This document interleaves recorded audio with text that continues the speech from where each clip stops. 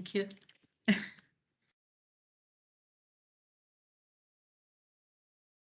Okay, so I can start now, right, Andy? I see that recording started. Okay, so for those who don't know me yet, my name is Carmen Poljansek. I'm Scientific Coordinator of Inforum at GRC. Thank you, Andy, for the introduction and for everything that we're doing together. And the next big thank you goes also to the GRC Inforum team, that is Sefer Marzi, who is a climate change expert, Daniela Dalla Valle, the backend, IT backend, and Luca Galiberti, data analyst. So Inforum Climate Change, let's say, project at the moment kept us all very busy this year to pass from the conceptualization phase and first very important exploratory parts of the research to further development of methodology, analysis of the results, and implementation of the tool. And now let me explain the process, why we did it, the approach, methodology, and also the meaning of the results of this new product. As Andy already mentioned, let me start with Inforum Risk. It's one of the first product of Inforum Suite developed back in 2019. So what I want to point out here, it was at that time, it was one of a new way to measure the risk of humanitarian crisis that exceed national capacity. And since then, it has become a kind of a global reference for the multi-hazard risk assessment that can help identify where and why crisis might occur. So, and the model of Inforum Risk is based on the risk concept. It uses around 80 different indicators to measure hazard and exposure, vulnerability, and lack of coping capacity.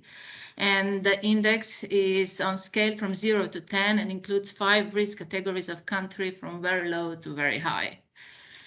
Then there has been an increased need for objective understanding of the impact of climate change on the risk of humanitarian crisis. As you know, it has been recognized that impact of climate change results in more frequent and more intense climate-related disaster events. And also we know that the main driver of climate change is the increasing concentration level of greenhouse gases, which are caused by human behavior. So many things that could be changed. Especially in the countries with high vulnerability and low coping capacity, these new patterns of events occurrence cause crises resulting in even more catastrophic human economic losses, requiring even bigger amounts of humanitarian assistance, simply because they are caught in recovery mode still from the previous events, and this is setting them back from sustainable development. And so with that narrative, we started Inforum Climate Change Initiative back in 2019, together with CMCC in the framework of Horizon 2020 project received. And that was also the time when there was more and more available data on climate change hazard projections in a format that could be introduced in the model of Inforum Risk Index. And to have scientific community support, we published 2 papers, one in Journal for Global Environmental Change, and another one as a contributing paper to UNDRR Global Assessment Report 2022, where also some of you were involved, and we are thank you very much because you were giving us a very important information, like expressing your needs for the tool, what could be further policy implication, and also use cases. The technical development of the Inforum Climate Change has been quite frequently presented also to the partners. We consulted with the partners in several stages. But now I would like to refresh the approach and to explain really the approach that we took. I believe is best to lead you through this workflow. So the Inforum Climate Change Risk Index is an upgrade of the Inforum Risk Index. It includes climate, demographic, and conflict projection based on representative concentration pathways, also known as RCPs, and shared socioeconomic pathways, SSPs, introduced by IPCC. And these scenarios are used to project the hazard and exposure dimension of the Inforum Risk Index into the future, taking into account changes to climate-related hazards and the distribution of exposed population.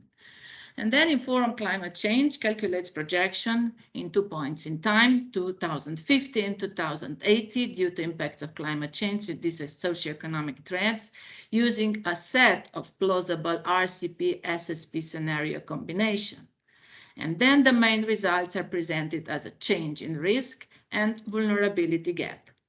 The overall objective of the Inforum Climate Change Risk Index is to develop a common evidence-based tool for risk-informed decision-making that can help eventually unify disaster risk reduction and climate change adaptation strategy. So let's go more in detail. First, we developed a baseline of Inforum Climate Change Risk Index, which is slightly adapted Inforum Risk Index. The reason for that is that we had to replace some sources for hazard component with those providing the future projections and also adjust the type of hazards considered. And this allowed us comparison then with future hazard projections. Vulnerability projections are not yet included in the moment, so vulnerability and lack of coping capacity dimensions refer to Inforum Risk 2022 release. We keep the scale 0 to 10 the same, and also the classification of risk from very low to very high. And then we calculated the risk index for combination of emissions and demographic scenarios for 2 points in time. And in this study, we consider a large suite of 5 scenario combination. And in this way, we are able to expand the uncertainty in future climate changes and provide a challenging, but yet plausible scenario context to inform the climate change adaptation and disaster risk management. In addition, we also consider 2 constant population scenarios where the exposure has been calculated using only RCPs with the population estimates fixed at 2015 values. In the analysis presented later by Andy, we referred to the results of pessimistic and optimistic scenario combination.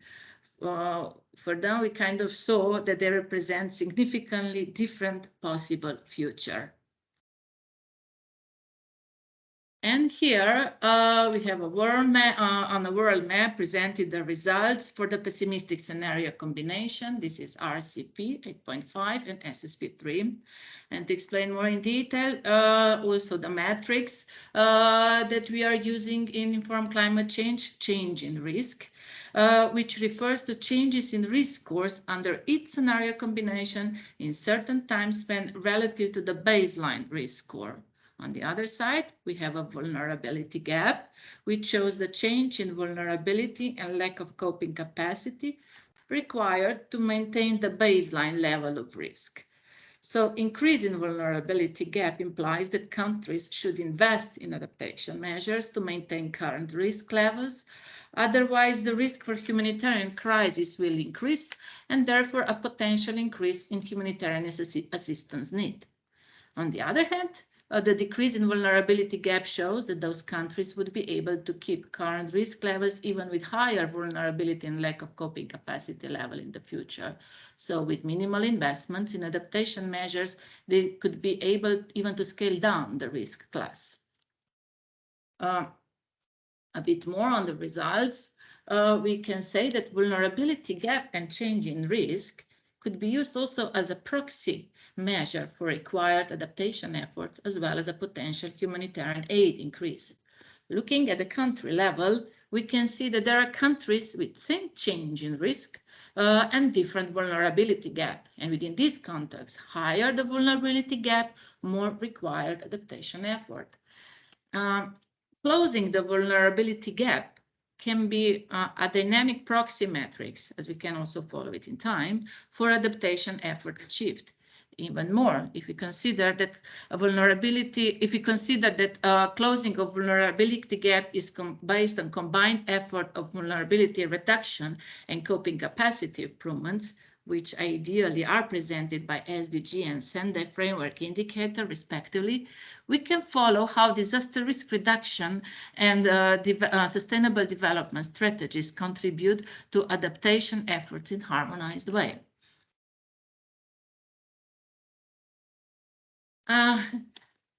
Admittedly, the information getting out from the informal climate change analysis were really rich, and interpretation of the results could be quite challenging. Therefore, in the brochure, in the report, we present only selected results at the country level, and I will spend a bit of a time to explain them here. So in the first column, we we show the informed climate change risk index for the current risk, that's so-called baseline. Then we show results for the two future points in time, 250 and 280, and both pessimistic and optimistic scenario combinations. So altogether, there are four sets of risk in the future, change in risk compared to the baseline each time, and vulnerability gap, so how much to compensate for future increases in risk. And the format of these results for risk is aligned with the informed risk index, so scale from 0 to 10 into 5 risk classes from very low to very high. For change in risk, again, scale between 0 and 10, from large decrease to the large increase class. And for vulnerability gap, similarly, 0 to 10 scale from large decrease to large increase. We also present the change in score for individual hazards and the change in the absolute number of people exposed to individual hazards in 2050 compared to baseline, and for both pessimistic and optimistic scenario combination. Where is my mouse?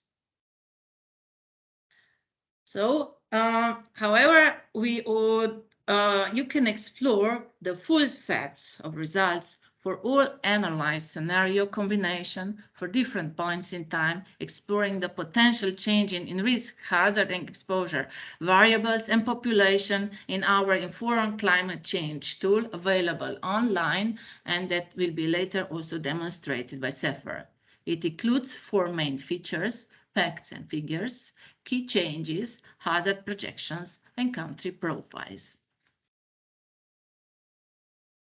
Okay, the process was actually not so fluent. So all along the development, we had to make many compromises due to methodological and data limitation. So within methodological limitation, let me quickly mention that with the composite indicator methodology, we cannot bring in uncertainties. Also, we have to be careful with the perceived accuracy. We're trying to soften it with the clustering and putting the scores into the classes. So we should be also very cautious interpreting scores close to a category boundary. Also about representatives and usage of proxies, because unavailability of some data. We should also be aware that the risk equations is a bit different. I mean, it's the same, but a definition of vulnerability in IPCC and Inform is a bit different. So Inform vulnerability and lack of coping capacity together could be interchangeably used for IPCC vulnerability.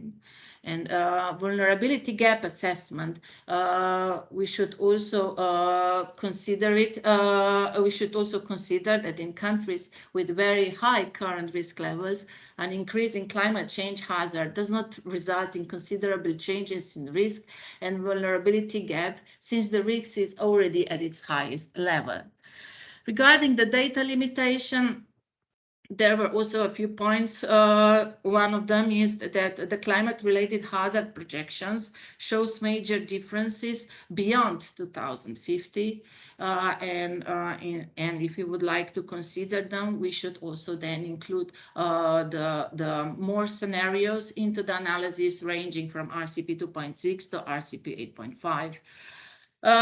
During the process of development, there was a release of new IPCC report where they have already used the next generation of climate models, which can be then also introduced in our informed climate change.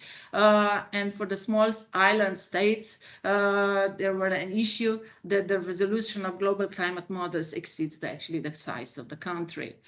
The way forward is improvements of many of those limitations. So mainly with the availability of more and better data, we could improve hazard and exposure projection, include a larger suite of climate change scenarios, projections also of other type of hazards, and replace with the latest generation of climate models. But our very first plan is to start working on the vulnerability and lack of coping capacity projection. That means incorporating available SSP-based projections for various drivers of vulnerability and coping capacity. Just in conclusion, I can say that Informed Climate Change offers really a deep dive into a quantified impacts of climate and socioeconomic trends on the risk of future humanitarian crises and disasters. It can produce very important findings for objective understanding of climate change on the risk of humanitarian crisis, and really can help make informed climate change policy choices. Informed Climate Change will be also presented at COP27 next week in the session titled Data and Systems for Understanding and Acting on Current and Future Risk. You are very welcome to join us. And this is also my last slide. Thank you for your attention, and over to you, Andy. Okay, thank you very much, Carmen. Thanks for mentioning the side event. So that is at 8:30 European time on Wednesday the 16th, correct? Good. Okay, thanks for that. So what I want to do now, just for a few minutes, is present to you some of the main points of kind of global analysis that come out of all of this work. Don't think these points will be a huge surprise to those of you who are working or following, climate change. However, I do think, as Carmen said, with this report, what's great is, now we have some quantified and specific evidence on the effect of climate change on humanitarian crises. And so, just as a reminder here, we're talking about the future risk of humanitarian crises that could overwhelm national capacity. This is the definition that's coming from the original Inform Risk Index. So what I'm going to present is some global findings. Of course, all this information is available at country level, and we're going to show you after this how to access that. So first of all, we can say globally, obviously, or perhaps unsurprisingly, there are going to be significant increases in the risk of crises as a result of climate change. And this applies regardless of which demographic or emission scenario we use. So looking at the pessimistic scenario, by 2050, we're looking at an increase of 45% in the number of countries that are classified as having a high or very high crisis risk. So that's from 36 to 52 countries. And just in those very high risk countries, there's an increase in the number of people living in them of 1.5 billion. So that's almost triple the number today. So obviously we're talking large increases of people in countries that. Just to add some additional context to that, is classified by the Inform Risk Index as having very high risk, has a UN humanitarian appeal, and 60% of high risk countries also do. So we're talking about new countries moving into these categories and increases as well in risk in existing countries with that level of risk. So significant increases in scope and the scale as well. Of course, these are not don't apply globally, these changes in risk. There are risk increases in all regions, but some areas are much harder hit than others, and specifically the biggest increases are in Africa, essentially in Western, Southern and Eastern Africa, and also some large increases in Central and South America, Central and Western Asia and Micronesia. Same thing in terms of income group. It's not equally distributed. Much higher increases in risk and much higher vulnerability gaps in lower and lower middle income countries. So essentially, without increased efforts to reduce vulnerability, these countries are not going to be able to cope with the increasing risk. And we can say from looking at the analysis of the different hazards that drought is probably going to be the most important driver of this increased humanitarian crisis risk. By 2050, there's 4 times the number of people today, a total of 1.6 billion exposed to severe and extreme droughts. That's under the pessimistic scenario. And that includes more than 20% of the African population.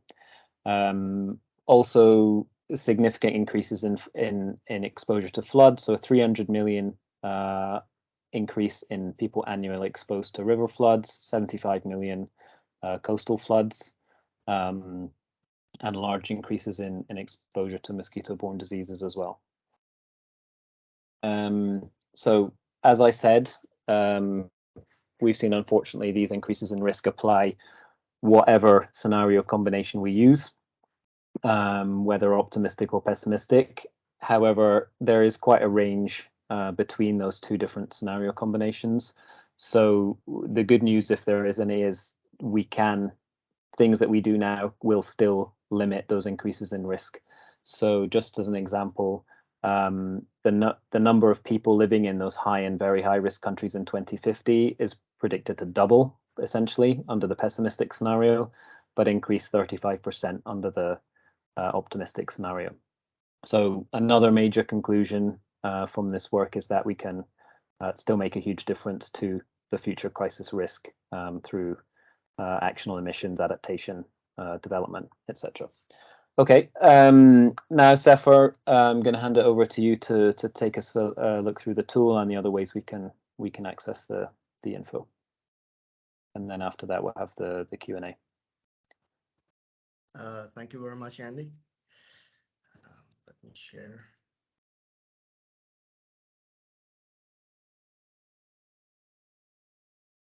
So can you see my screen? Yeah, that's good. Okay, hello everyone. Thanks for having me. My name is Sefer Marzi. I'm a data analyst from Inform team. I'm going to briefly introduce the main outputs of the Inform climate change analysis, as well as a short demonstration of the website and also the climate change tool. So as you can see in the slide, we have 3 main outputs. The first one is the Inform climate change brochure that just Andrew presented, which includes the key findings of the analysis and the policy implications for 2 scenario combinations, optimistic and pessimistic, that present significantly different plausible futures. The underlying data used for the brochure is also available in spreadsheet format on the website. So the second output of the analysis is a detailed methodology report, which contains detailed information on the analytical framework and calculations of the future risk, climate change scenarios, data sources, and also a thorough sensitivity and uncertainty analysis of the final index. So literally the methodology report covers all the phases of the analysis and can help the users to interpret the final results. Lastly, we have the Inform climate change tool, which provides insight into the results of the analysis and can help the users to easily navigate within different scenario combinations and different points in time. So now I'm going to show you the structure of the website and how to access the outputs along with a short demonstration of the tool.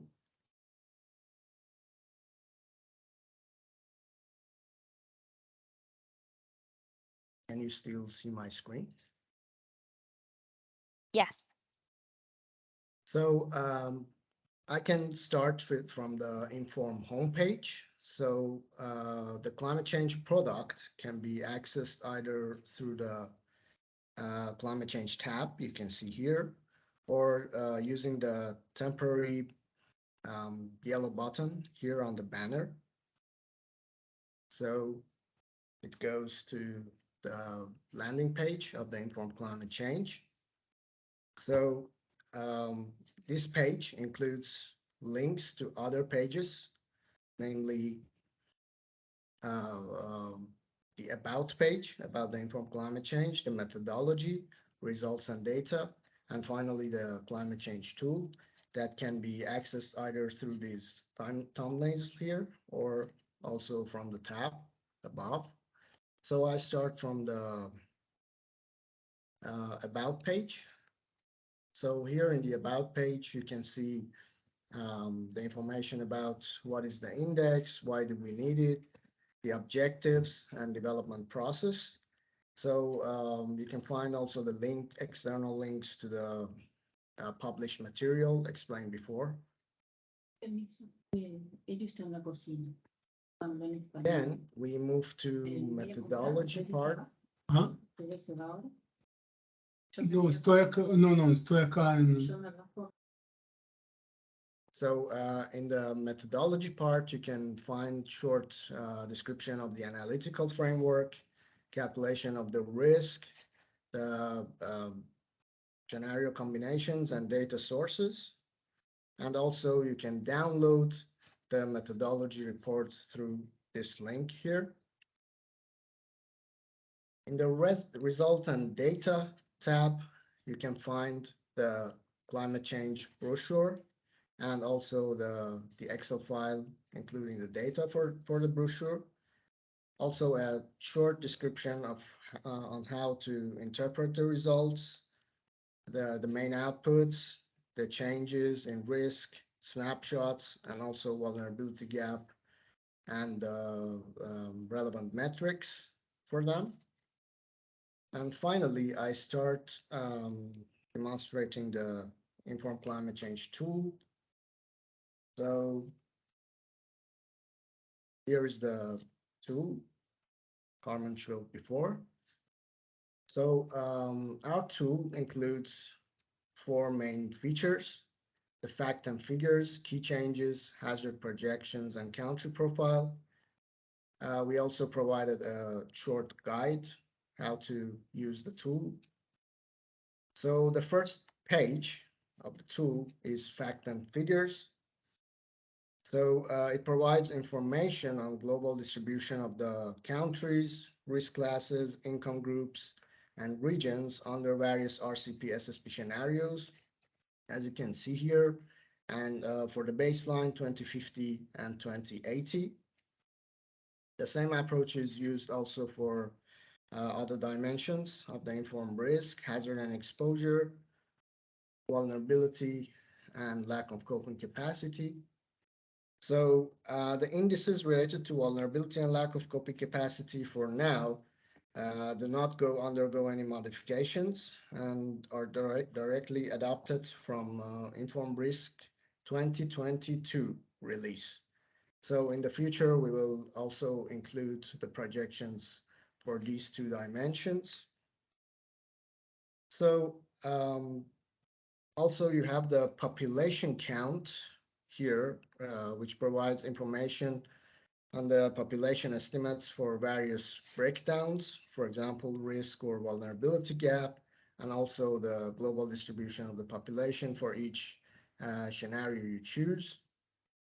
So from the fact and figures, you can extract several policy relevant information, as we did for the climate change brochure. So for example, here you can choose high and very high classes of risk. You see how many countries are there in the baseline, and also the population estimates. And then if you choose the scenario, for example, an optimistic one, you see the changes in the number of countries and also the population. Then we have key changes tab, which visualizes the variations in risk hazard and exposure, natural hazard, human hazard, population, and vulnerability gap under various RCP SSP scenarios relevant to the baseline scenario. So you can scroll down, you see you have risk changes, vulnerability gap, hazard and exposure, population, and natural and human hazards.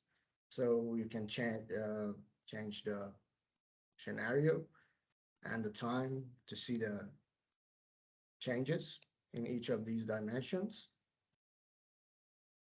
After that, we have hazard projections, which includes projected scores of hazard and exposure, dimension including climate-related, non-climate, and non-modeled variables.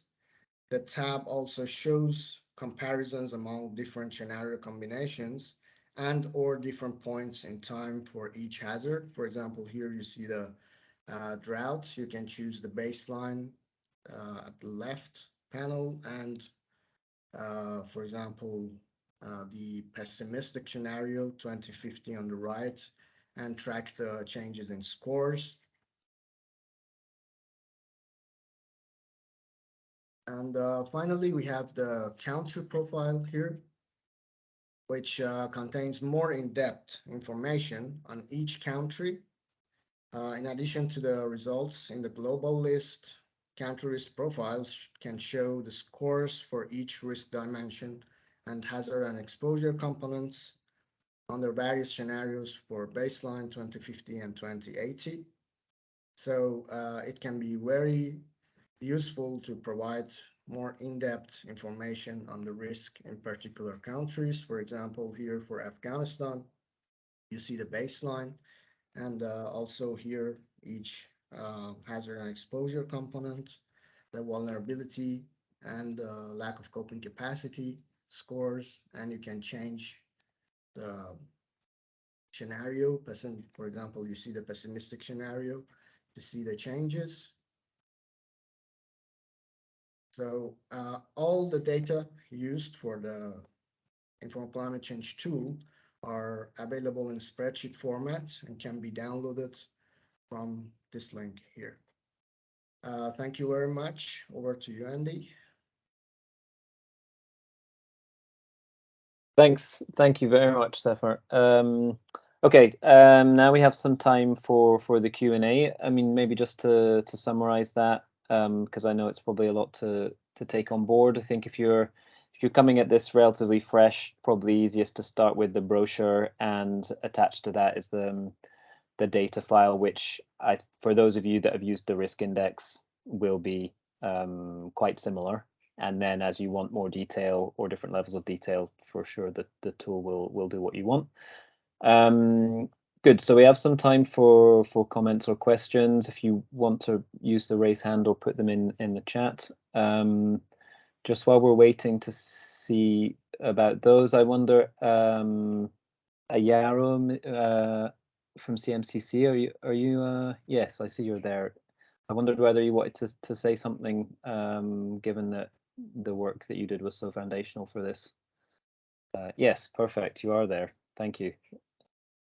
Yeah, thank you very much, Andrew, and Carmen and Sefer for the nice presentation. It's really exciting to see that the initial component of innovation took off and was translated into a family of sub-indices or indices of the informed risk. So we are really very happy to have contributed to this development. It was really interesting. I think there are a number of ideas how to take it further. Like many institutions are interested in exploring the informed risk at the national or regional level. And I know that UNDRR is using that for a number of applications in Europe and in Central Asia.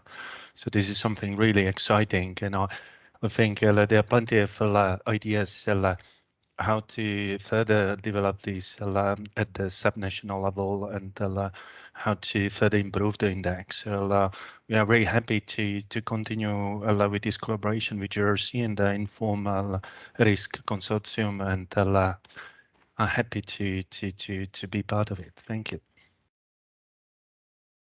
Thanks, and thanks again, Yara, for all your contribution. Okay, I see a hand from Marie from UNEP. Want to go ahead? Hi everyone, sorry I'm not turning on my camera for now because I'm in a cafe.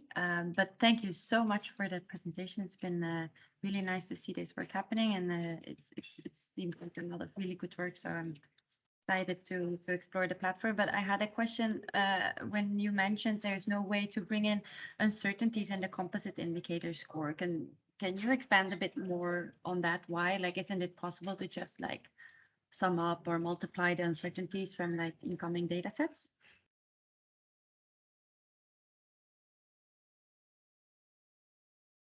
Okay, thanks. Carmen, do you want to respond to that Maybe one? Safer can complement me. Yeah. So the composite indicator, that's the drawback of the composite indicator. The first thing is that with the normalization, we lose all absolute values, and which is actually still keep it useful for the ranking and for the comparison. And at that moment, we already use also the intensity of the risk, so the level of the risk and the probability of occurrence of the risk. So regarding the uncertainty of data, it's another thing which we cannot introduce in the results. So hopefully, with the range of scenario that we have used, we can cover this dispersion because of uncertainty then in the results. I know it's a very pragmatic saying this, but that's really the methodological limitation. Maybe Safra, if you can add to me. Sure. About the uncertainty on underlying the data. So as more the more scenarios we use, so the less uncertainty we can have there in the tool. So and we will expand the range of scenarios in the future, especially with the new CMIP6 data that will be available soon. In the case of the composite indicator uncertainty, so we did kind of uncertainty analysis using some statistical methods by changing the weights and the aggregation methods to see how much the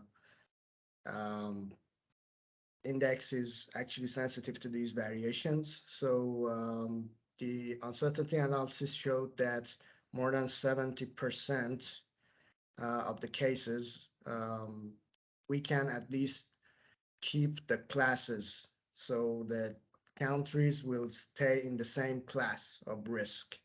So not that, so we will have many changes in the rankings or also the scores, but we can keep the countries in the same class of risk, at least 70%. So the detailed information is available in the methodology. Let me know if you have any questions. Okay, thanks, guys. I'm just looking at the chat. Alice, in terms of updates, no, I mean this is not going to be updated in a regular way like the other ones, essentially because the long time frame makes it not necessary. But so there will be basically the updates when we make changes to the methodology or improvements or expansions. So that's how it's going to work for this. I see you have another question regarding whether the confidence level decreases over time. So between 2050 and 2080. I wonder, Sepper, could you say something about that?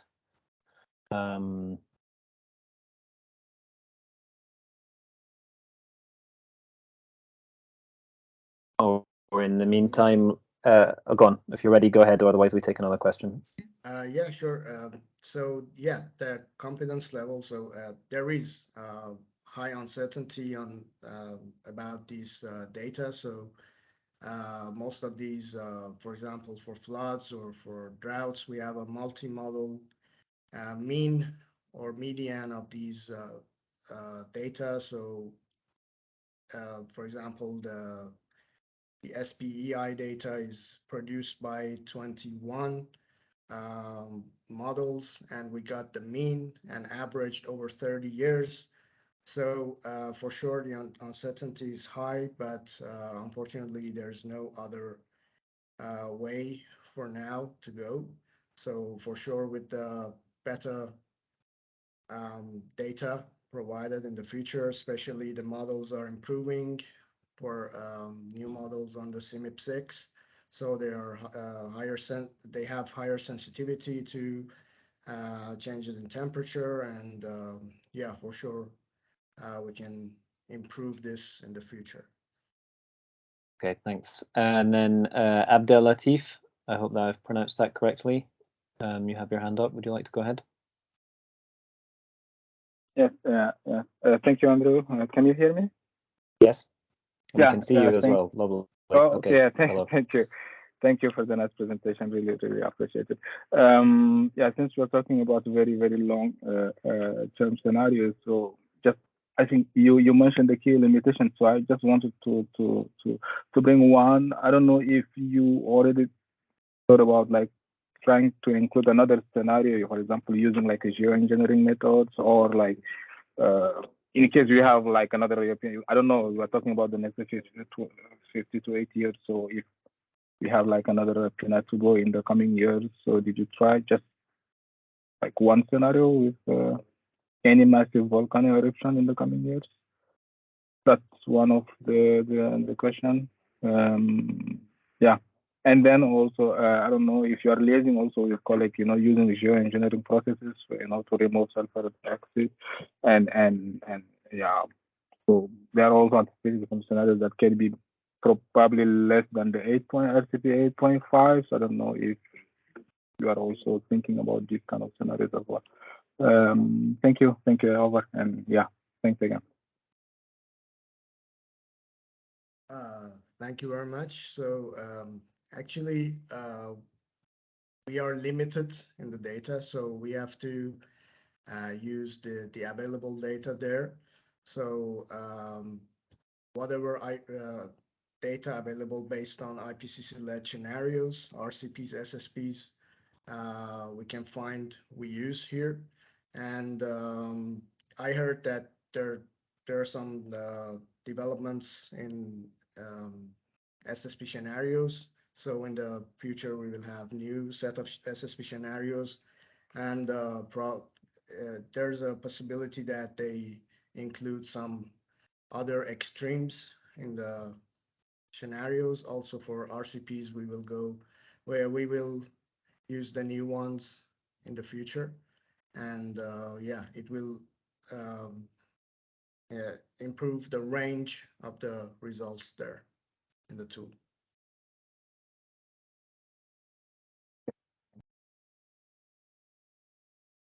Okay, very good. Maria, I was typing a response to your Yeah. question, but I'll answer it now. That basically, so these non-climate hazards, as well as the cyclone, which we don't have sufficient projections for, are included in the model, and the population growth is applied to them, but the hazards themselves don't change compared to the baseline. So they're included, and they have an impact in the overall score, but it's not driven by the climate projections. I hope that I said that correctly, Carmen. Yes. Okay. Do you foresee that the new IPCC data will change the current results of the model? As far as I know, at least I checked with our drought team here, so there was not much change in. So they're more sensitive to the temperature parameters, but yeah, probably there will be a change, but not a very. So probably doesn't change that much, because it's not just one or two variables. Inform includes 80 indicators. So at the end, yeah, for sure they will change, but not that much. this is my feeling, so I have to do it and get some empirical results. Yeah. Okay. Thanks, Yeah. Edward. Good. Okay. I'm not seeing any more. Otherwise, if you would like to ask another question or make a comment, now's your chance. Otherwise, I'll wrap up.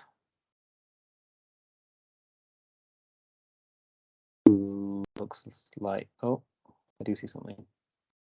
Dissemination plan to promote more uptake at the country level.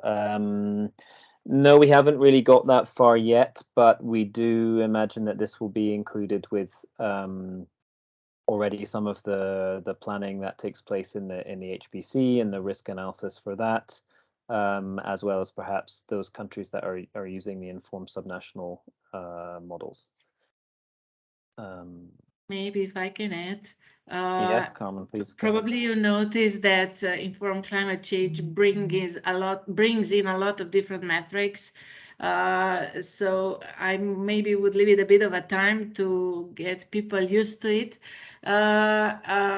But practically, all hazard exposure projections are calculated at the pixel level, so they can be introduced into the subnational model.